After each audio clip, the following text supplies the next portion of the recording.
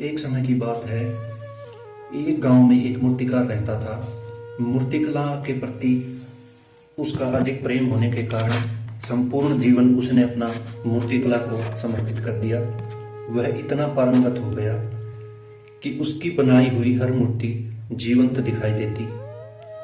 उसकी बनाई हुई मूर्तियों को देखकर आने जाने वाला भुर भुर कर उसकी प्रशंसा करता और उसके गांव में ही नहीं बल्कि उसकी मूर्तिकला की प्रशंसा दूर दूर तक चर्चा में रहती।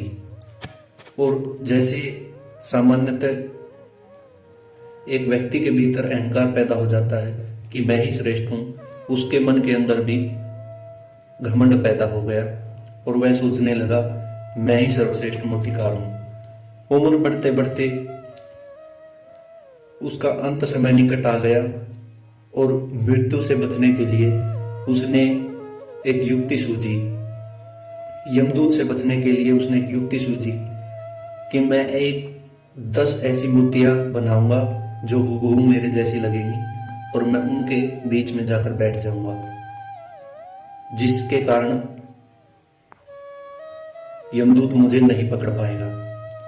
तो उसने ऐसी 10 मूर्तियां बनाई जो हूबहू उसके जैसी दिख रही थी और उनके अंदर जाकर बैठ गया।